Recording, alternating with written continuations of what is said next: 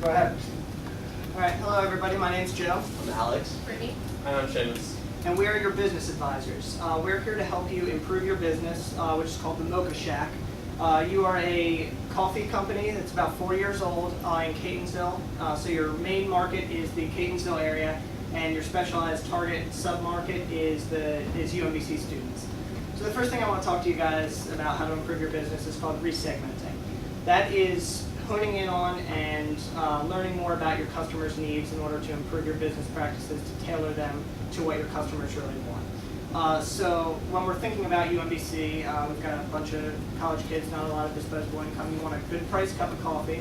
You want to enjoy it. So the quality's got to be good. You don't want to wait forever, so we got to work on lines. And once you realize what your customers want and incorporate that into your business practice, the next thing you want to think about is how to advertise, how to get your name out there in order to compete with the big names, in order to compete with the Starbucks on campus or Ogon Pond. So what are some good ways, a question for all you guys, what are some good ways that you could advertise? Anyone? Put up flyers. Put up flyers, great, perfect. Give her free samples. Free samples, love it. Anyone else? Social media, great. Okay, so increasing your web presence, that's a great point. Flyers, also another awesome point. Another thing we thought of was to make a mobile app in order to give people like incentive to download it. You could offer coupons on your app, and that'll just spread the word. And another great form of advertising is word of mouth. If you deliver a great cup of coffee at a good price without much wait time, then you're going to have people recommending your product and your store to other people. So the next thing you want to think about is how to tailor your business perfectly in order to produce what's called a blockbuster concept. And a blockbuster concept is when the attributes that your company offers match up perfectly with the needs of your target market. As UMBC students, consider the fact that if students don't want to pay a lot for a cup of coffee, maybe work it out with UMBC so you can accept meal plans and flex. That's going to bring in a huge gathering from other coffee shops in the area that don't offer those amenities. So you're going to basically be taking the business away from the other companies. When you're thinking about the opportunities that your company can do to excel over other companies or just to be better than you were yesterday, which is very important to think about, you want to think about increasing the positive attributes that your company offers and decreasing the negatives. So some of the negatives would be orders that get screwed up, long lines, high prices, low quality cup of coffee. You're going to want to decrease those qualities in your company and increase things like positive atmosphere, having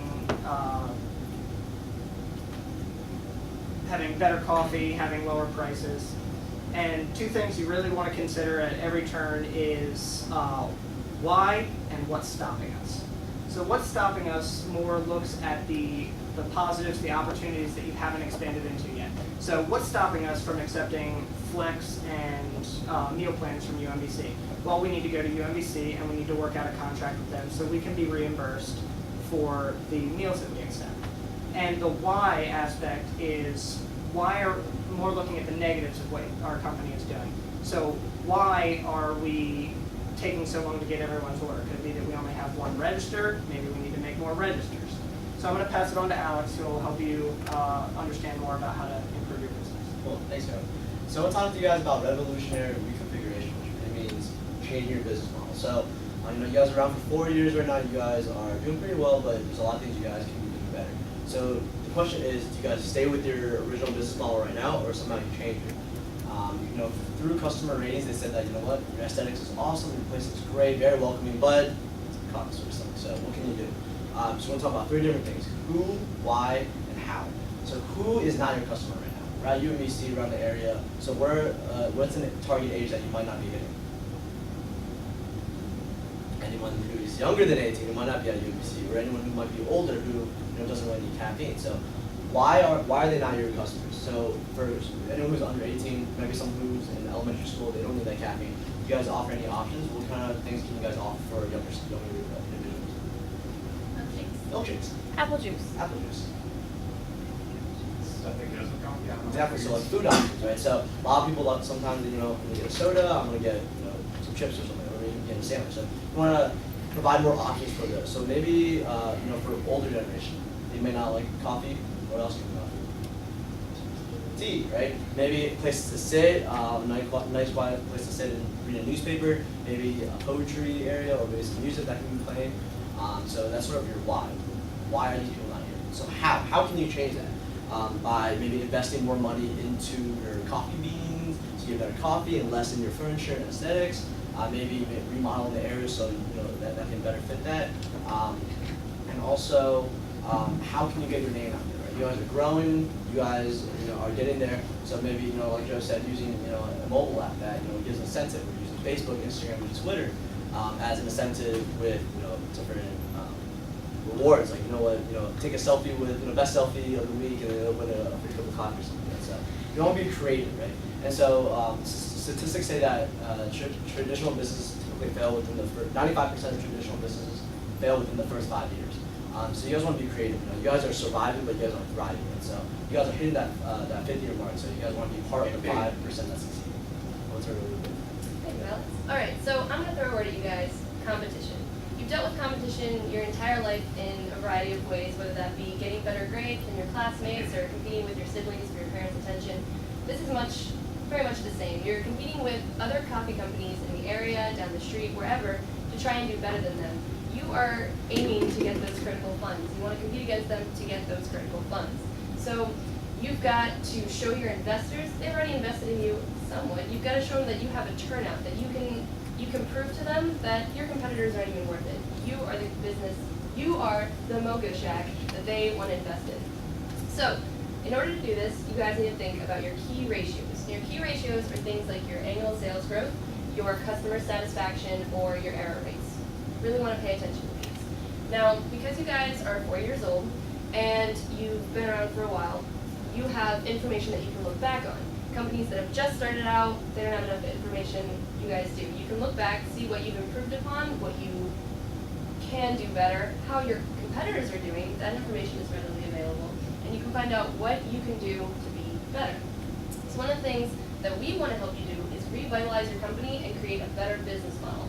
By knowing what your key ratios are that you guys will decide among yourselves, by knowing these, you guys can join together, know the information, come up with ideas that will help revamp your company and improve from there. So if you stay together, you'll be able to stay focused, have simple ideas, work, and as you guys come up with these key ratios, you can then come up with complex ideas to further your business.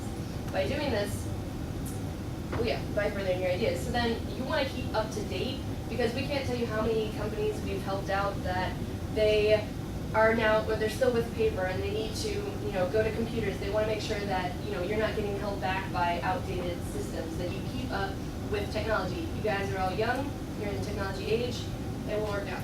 So keep your prices at low cost, and you can get premium prices and better payment terms. That's what we all want. So, Seamus? Thank you, Brittany.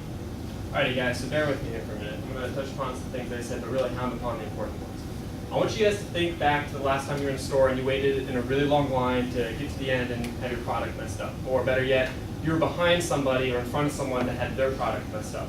And it was just a really awkward situation because they were probably upset and complained about it and you didn't want to be there and you're like, wow, I'm really glad I'm not that person. Or suppose you were the person it happened to and you ended up with the wrong product, and that was probably pretty upsetting.